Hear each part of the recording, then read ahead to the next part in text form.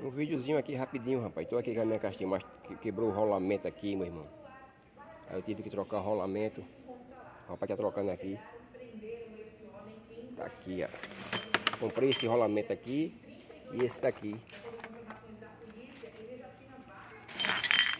O rolamento quebrou. Esse aqui tá dando novo. Zero logo. E esse aqui foi o que debulhou, olha pra aqui, ó. Pra vocês verem aí como é que é as coisas, né? Fui um frete e eu pus no sábado o barulho. Aí marquei com o rapaz pra quinta-feira, mas não deu. Aí eu queria vir, antes eu tava arrancando o rolamento, dar uma arrancadazinha. Olha pra aqui. Aí, quando foi no sábado, fui um frete. Cheguei em casa bem devagarzinho, vim pra oficina bem devagar, rapaz, pra trocar esse rolamento. O rapaz falou que a caixa de marcha tá filé, tá nova, as engrenagens tá assim, ó.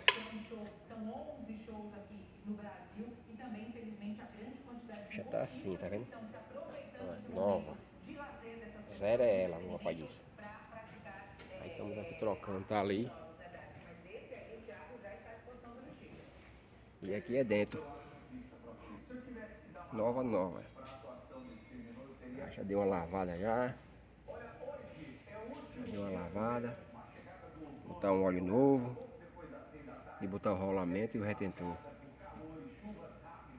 E o rapaz que me deu essa caixa de marcha, meu irmão, ele ainda sacaneou comigo, porque ele para ter trocado o eixo piloto, ter colocado da D20 e da D10, né? Olha pra aqui, a lapa.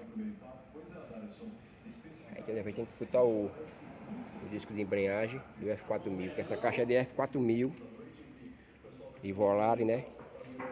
E caminhão a Glale. Reforçada a bicha, mas fazer o que, né? Fazer o que, né? Tá aí, meus irmãos.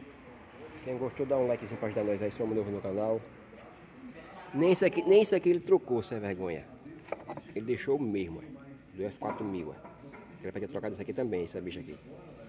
Deixou isso aqui. Foi 4.200 que eu paguei e a minha caixa que não prestava. E ele fez essa sacanagem comigo. Fez essa sacanagem comigo, mas já se queimou, que lá nem lá eu vou mais. E aqui tá o resultado do rolamento. Esse pedaço aqui, olha. Olha. Esse pedaço do rolamento.